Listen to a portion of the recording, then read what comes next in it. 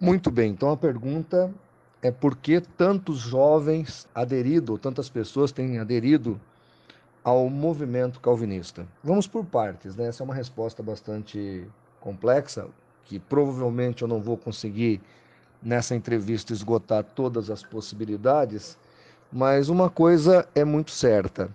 O primeiro motivo que nós entendemos que tem levado muita gente à teologia reformada, logo à teologia calvinista, é os escândalos que nós temos nos movimentos neopentecostais. Então as pessoas estão cansadas de ver profecias que não se cumprem, estão cansadas de ser exploradas financeiramente, estão cansadas de um evangelho raso, medíocre, que é pregado nessas igrejas. E quando elas chegam numa igreja reformada e elas escutam ali um reverendo muito bem embasado, muito bem estudado, trazendo ali uma mensagem substanciosa, é óbvio que essa pessoa fica encantada. Não há como não ficar, mesmo porque, e aí é méritos dos pregadores calvinistas, quando eles pregam o não, quando eles não entram no mérito do calvinismo e eles pregam outros assuntos, são mensagens espetaculares. São mensagens muito bem elaboradas, muito bem concatenadas, são mensagens que realmente atingem o seu objetivo. Eu costumo brincar que todo calvinista, pregando, ele é um arminiano, né? Pregando, ele é um arminiano. Na teoria, ele é um calvinista, né? Na hora que ele vai escrever, na hora que ele vai conjecturar, ele é um calvinista. Mas pregando, ele não prega abertamente o calvinismo, pelo menos a maioria dos que eu conheço. E mesmo porque a teologia reformada não é só calvinismo, né? Ela é muito mais que isso. Então, esse seria um motivo. Então, as pessoas estão cansadas de escândalos, estão cansadas de serem vilipendiadas, estão cansadas de ouvirem essa coisa barata. É muito fácil. Você faz um curso de teologia, por mais simples que seja, depois você vai numas igrejas dessas ouvir os pregadores. É lastimável. É lastimável. E você não precisa ir muito longe.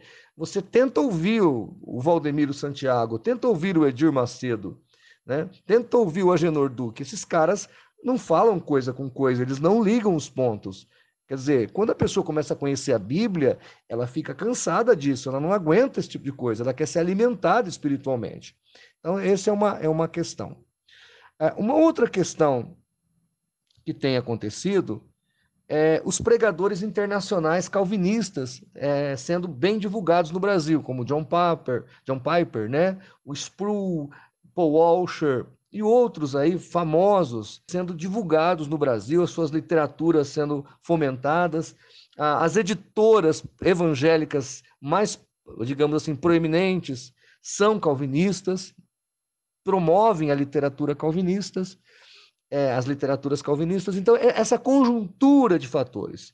De um lado, escândalo, palavra fraca, espoliação da fé, pouca literatura consistente, e do lado de cá, uma palavra mais concatenada, mais projetada, mais bem preparada, uma literatura mais robusta. Então, nós vemos esse avivamento calvinista. Embora, agora, recentemente, editoras como a CPAD, Casa Publicadora das Assembleias de Deus, e a editora Reflexão estão trazendo para o Brasil uma gama enorme de teologia arminiana. Então, o reverso vai ser dado, com certeza, logo, logo, já está sendo dado sobre a teologia calvinista, mesmo porque no Brasil 80% dos cristãos são arminianos.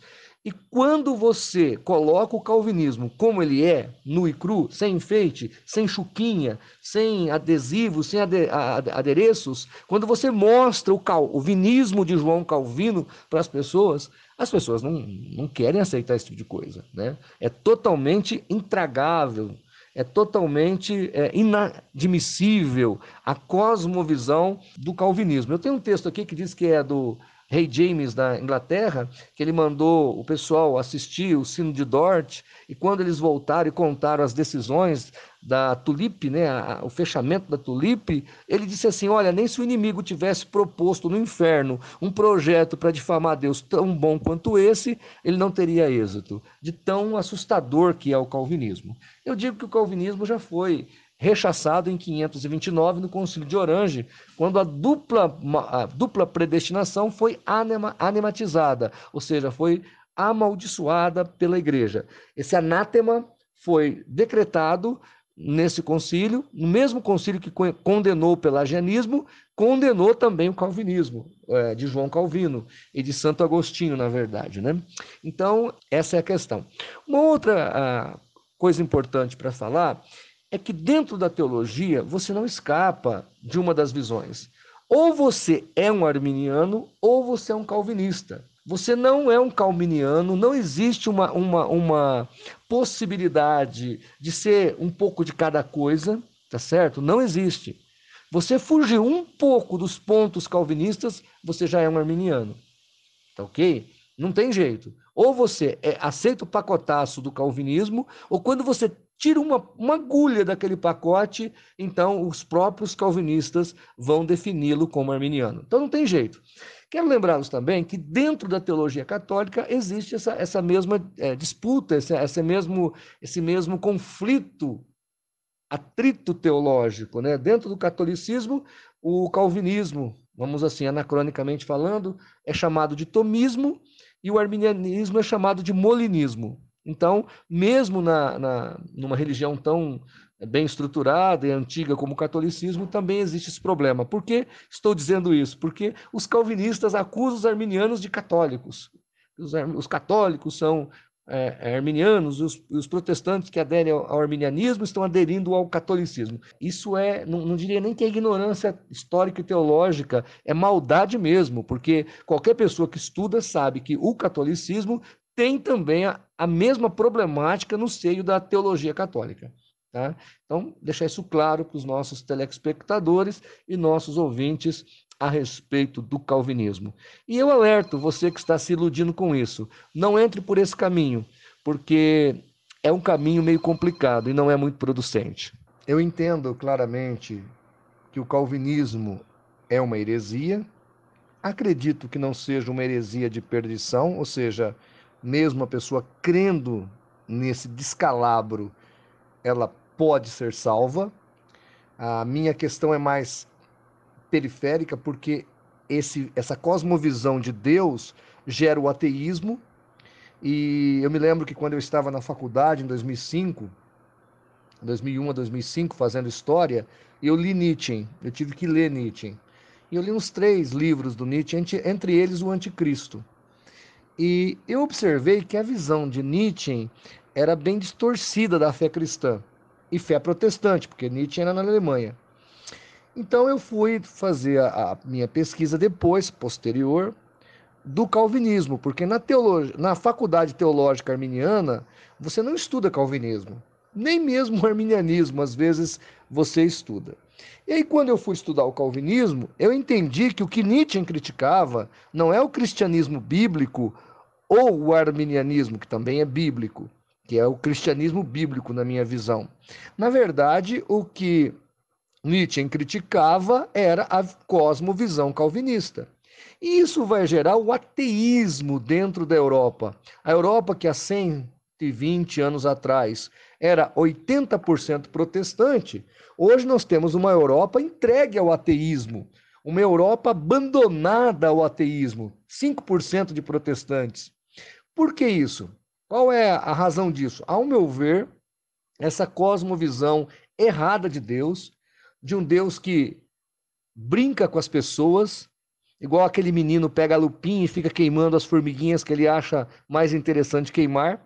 Então esse Deus calvinista seria assim um tanto mimado, tipo aquele Deus que apareceu em Êxodos, lá naquele filme hollywoodiano, aonde eles dão uma visão mais uma visão de baixa crítica, da alta crítica do livro de Êxodo, né? É uma visão da alta crítica. Eles tentam explicar pela ciência o que aconteceu no filme, o que aconteceu no fato, né? O fato do Êxodo, como é que seria de fato o Êxodo, né? Então eles usam evidências científicas e aí eles apresentam aquele Deus lá. Aquele Deus lá do filme é bem parecido com o Deus calvinista. Tá certo? Então, ao meu ver, é o grande reverso do calvinismo. Ele gera essa incredulidade, essa revolta, como costumam brincar alguns arminianos. O principal ponto da tulipe não foi colocado, que é sola sortes, ou seja, não é uma coisa lógica, é uma coisa absurda, né? Absal. Então essa é uma questão. Essa é uma questão. A outra questão é que eu trabalho, e quando eu quero mostrar para trazer um calvinista para o arminianismo, ou libertar o calvinista desse embotamento com relação a essa doutrina, o que eu mostro é o próprio calvinismo, de João Calvino. Né? Por exemplo, eu vou lá na Instituta número 3, na página 41 da editora Cultura Cristã. João Calvino fala: porque Deus não criou em igual condição todos os homens, no caso, mas ordenou uns para a vida eterna e os demais para condenação eterna. Olha que absurdo. Continua João Calvino na Instituta. Deus não só viu de antemão a queda do primeiro homem e nela a ruína de sua posteridade, mas também por seu próprio prazer a ordenou. Diz mais João Calvino: embora sua perdição de tal maneira depende da predestinação divina, a causa e a substância dela são ambas neles, homens. Portanto, o homem cai porque assim ordenou a providência de Deus. No entanto, cai pela sua própria falha. Então, quer dizer, Deus decreta o pecado do homem, o homem peca e a culpa é do próprio homem. Então, assim, você vai mostrando para as pessoas. Olha que o Boetner, que é um calvinista, fala. Ele diz assim: mesmo a queda de Adão, através dele, a queda da raça, não foi por acaso ou acidente, mas foi assim ordenada no seu decreto.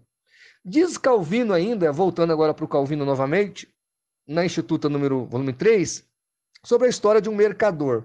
Esse mercador, então, ele se perde da sua caravana, ele é achado pelos ladrões que o roubam e o matam. Aí Calvino diz: Deus não somente anteviu esse fato, como assim o determinou.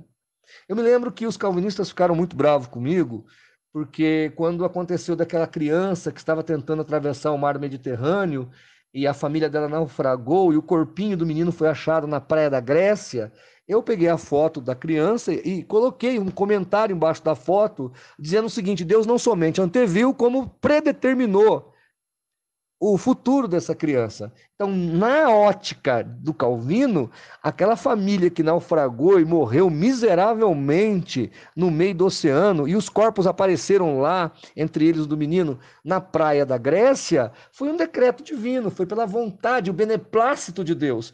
Então, quando você começa a mostrar para as pessoas o calvinismo de João Calvino, não o calvinismo enfeitado pelo John Piper, não o calvinismo rebuscado do Paul Washer, não o calvinismo fictício do Dr. Augusto Nicodemos, não esses calvinismos, mas quando você mostra o calvinismo de João Calvino e a assustadora visão que ele tem de Deus e da sua palavra e do seu decreto, as pessoas elas começam a retroceder e a voltar para a Bíblia.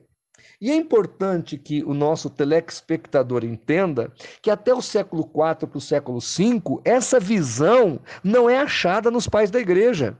Eu tenho aqui toda a patrística, eu faço minhas pesquisas nessa patrística, e todos os pais da igreja, tanto que o próprio Spurgeon confessa isso, e o Owen, um outro autor calvinista, também fala isso. Antes do século V, não existia na teologia cristã a cosmovisão calvinista. Ela começa com Agostinho, e é importante notar que eu li o livro todinho do livro de Santo Agostinho sobre o livre-arbítrio, e ali ele combate o estoicismo e ele mostra a relevância cristã do livre-arbítrio. Quando ele se depara com Pelágio, parece que ele restaura o estoicismo, que é o paganismo da época, né? A religião mais potente do paganismo da época. Ele restaura o estoicismo helênico e ele então gera, consubstancia essa cosmovisão do calvinismo, porque Calvino nada mais fez do que beber na fonte que era Agostinho. Ele cita mais de 400 vezes Agostinho nas Institutas. Então, eu entendo que o jeito mais fácil de mostrar a verdade para as pessoas é mostrando o que é o calvinismo. O fato, tem um artigo no site do CACP que tem o seguinte tema: conheça o calvinismo pela caneta dos calvinistas. E ali você vai ver que o calvinismo é totalmente desprovido de consenso, de bondade, de piedade, não coloca Deus como um agente piedoso que procura o homem para salvá-lo, que amou o mundo de tal maneira que enviou o seu filho para que todo aquele que nele crê não pereça, mas tenha vida eterna, João 3,16. Olha que absurdo, telespectador. O calvinismo nega o centro da Bíblia, do Evangelho, que é João 3,16. Ele nega, porque o Deus calvinista não aceita João 3,16. O verso seria escrito assim na visão calvinista: porque Deus amou os eleitos de tal maneira que a sua graça irresistível salvará todos aqueles que estão predestinados. Esse é João 3,16 na visão dos calvinistas. Então, diante da pergunta, como é que a gente mostra os fatos, não precisa distorcer verdades, não precisa sofismar, é simplesmente pegar o que está escrito em Calvino, pegar o que os calvinistas mais relevantes falaram e mostrar para a pessoa. É uma coisa quase que libertador. E quando a pessoa faz uma analogia entre a Bíblia, a singeleza da Bíblia, né? Você vai ver que não bate com o calvinismo. Eu até brinquei com meus alunos ontem no seminário, lendo, eu acho que é 1 Pedro 1,10 ou 2 Pedro 1,10, onde Pedro fala dos eleitos, né? Aí Pedro diz assim: olha, você que é um eleito, você que é uma pessoa salva por Cristo, trabalhe pela sua eleição para que você não se perca. Então, Pedro, ele não era, anacronicamente falando, um calvinista, mas sim um arminiano. Ele falava que os eleitos, aquela pessoa que foi predestinada, né, os predestinados à salvação, deveriam lutar para desenvolver a sua salvação, porque senão seria em vão e eles se perderiam. Então, né, bem diferente do que ensina o calvinismo.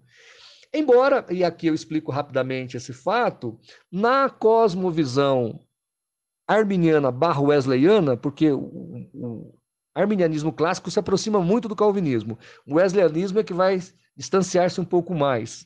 Tem um artigo meu, aliás, um vídeo meu lá no CACP Vídeos, onde eu explico essa cosmovisão. Na visão arminiana, na visão wesleyana, a ideia é que Deus predestina a igreja, ter uma igreja. Quem vai entrar nessa igreja é livre-arbítrio, né? Essa seria a visão mais bíblica e cristã, ao meu ver, e mais justa, colocando Deus como aquele que amou o mundo, como está em Tito 2,11, né? Que a sua graça é para toda a humanidade, não só para os eleitos. A graça de Deus, ela está difundida em todo o planeta, em todo o mundo. Quando o véu do templo se rasga, essa graça é expandida e é colocada à disposição de todos. Ok? Bem, eu entendo que o calvinismo em si não leva os calvinistas à perdição, tá ok? Eu não acredito que só porque uma pessoa seja calvinista, ela vai para o inferno por causa disso. Eu acredito que não é essa a questão. Embora eu acredite que o calvinismo, levado às últimas consequências, gera um outro Deus que não é o bíblico. O Deus bíblico é aquele que amou a humanidade. O Deus bíblico é aquele que promoveu a salvação a todos. O Deus bíblico é aquele que dá escolha aos homens, permite o livre-arbítrio. O Deus bíblico é aquele que quer ser adorado por amor e não por uma graça irresistível, forçosa, que obriga a pessoa a servi-lo. Então, de certa maneira, quando você leva o calvinismo às últimas consequências, você vai olhar para o Deus bíblico e você não vai enxergá-lo, não vai achar ali no Deus bíblico o Deus calvinista. Você vai ver um outro Deus, tá certo? Não estou dizendo que o calvinismo não serve o Deus da Bíblia. O que eu estou dizendo é que quando o calvinista leva essa visão do Deus que ele crê, as últimas consequências, ele vai ficar diferente do Deus que as Sagradas Escrituras revelam. Isso é um problema. É um problema para a propagação do Evangelho, é um problema para defesa da fé, porque eu até estava vendo outro dia um livro do Ravi Zacarias, ele falando sobre Deus e defendendo Deus, e ele fala muito claramente do livre-arbítrio. E o Ravi Zacarias se declara um apologista calvinista. Porque quando você nega, e o Dr. Craig fala muito bem isso, quando você nega o livre-arbítrio, não sobra nada para Deus, senão é culpa de tudo. Se o homem não tem livre-arbítrio e ele é obrigado a fazer o decreto, então Deus é culpado, Deus é autor do pecado. Isso é gravíssimo, porque Deus não tem nada a ver com o pecado. Há um outro problema também, que o calvinismo, com seus decretos, coloca Deus dentro do tempo. Ele se esquece que Deus está fora do tempo, Deus é anacrônico. O John Wesley falava que Deus vive no eterno presente, porque ele olha passado, futuro e presente ao mesmo tempo. Então, quando ele mexe no passado, ele já move o futuro, é automático. Outra coisa, no calvinismo, para Deus saber o que vai acontecer amanhã, ele tem que ter determinado isso. Se ele não determinar, ele não sabe. Quer dizer, a presciência, a cosmovisão de presciência é totalmente cega no calvinismo, é obliquada por essa visão. Tá? No arminianismo, no wesleyismo, não. Deus é livre, ele sabe o futuro, mas ele não precisa decretar todas as coisas, tá certo? Para saber o futuro. É igual o caso do faraó, que 5 vezes no texto de Êxodo fala que ele foi endurecido, e 5 vezes fala que ele endureceu o seu próprio coração. Né?